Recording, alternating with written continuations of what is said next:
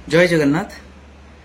आपण माने समस्ते देखुथिबे जो दुर्भाग्यजनक घटना घटिची पुरी रे निजे महाप्रभुंको सम्मुखरे तीनोटी रथ सम्मुखरे जो भली भाबरे दला चकटा परिस्थिति उपजिला आ सेतिरे जो प्राणहानि घटिला सेतिरे जदि आपण प्रकृत रे काहाकू दायी करिवे ताले सेई कारणटी होची मनोभाव। जो भली मनोभाव प्रशासन रे रहिबा कथा, जो भली मनोभाव प्रशासक मानकर रहिबा कथा, इरेस्पेक्टिव ऑफ पॉलिटिकल आइडियोलॉजी नेता मानकर रहिबा कथा सेटा नथिला।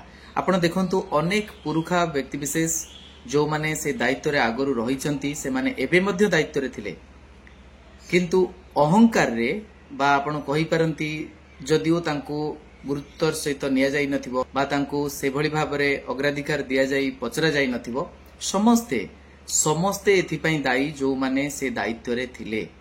आ दायित्व माने नुहे जे केवल रथयात्रा परिचालन रे आपण केवल रहिचंती। राज्य रे जेतेबेले आपण जणे जणे उच्चपदस्थ अधिकारी, उच्चपदस्थ मंत्री, विधायक से जो दल रे हुंतु ना काहेकि आपण पाखरे जदि कोनोसी भी रहिची समाधान बा कोनोसी भी जदि आपण पाखरे रहिची सलाह बा आपण कहि परंती परामर्श सेटा दबार आवश्यकता थिला। काहेकिना ई जो घटनाटी घटिची एटा कोनोसी व्यक्तिगत जिनिस नथिला, महाप्रभुंकर रथयात्रा परिचालना कथा। सेथिरे जो अधिकारी माने एई भली भाबरे लाक्सिटी देखैचंती, मनोभाव देखैचंती, मते लागुची जे से भली गुरुतर सहित निया जाउ नथला ए रथयात्रा को।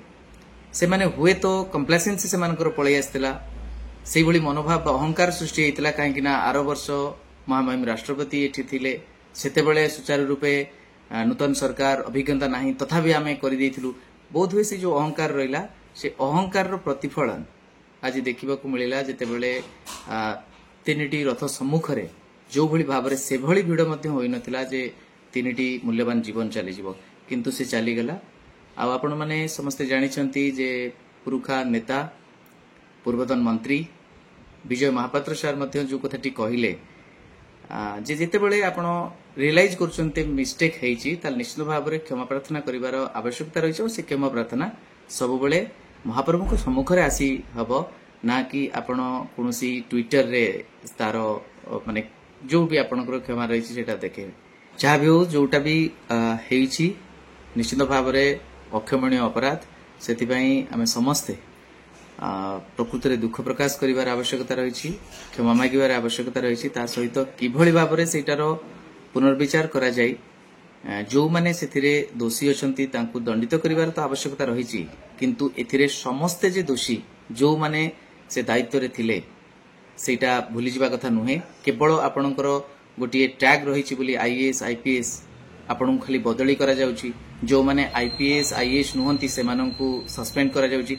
ये भी जो बाछ विचार रही, ये जो भली भाव में डिस्क्रिमिनेशन रही बा डिस्क्रिमिनेटरी पनिशमेंट सिस्टम रही, सेटा भी देखिए कि महाप्रभु निश्चित भाव में क्षोभ प्रकाश करुथिबे आ तार परिणाम मध्य भोगिବାକୁ पड़िबो आगामी दिन रे जदि प्रशासन ठीक भाव में निष्पत्ति न नियंती। मु तो कहबी निजे आईन मंत्री एथिपाई निजर मोरल रेस्पॉन्सिबिलिटी देखै दायित्व ओहरी जिबार आवश्यकता रही। श्रीमंदिर मुख्य प्रशासक मध्य से भली भाव में निष्पत्ति नबार आवश्यकता रही।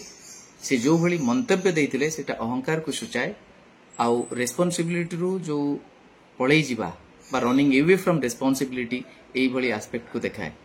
सेतिपाई मु समस्त को अनुरोध करिबी जे समस्त प्रार्थना करंतु, महाप्रभु क्षमा करंतु ए समस्त को, किंतु सेई मानकु क्षमा आदौ न करंतु जो माने एई भली भाव में पक्षपातिता करी निष्पत्ति नियंती और पक्षपातिता करी मध्य दंड दियंती। रहुछि नमस्कार, जय जगन्नाथ।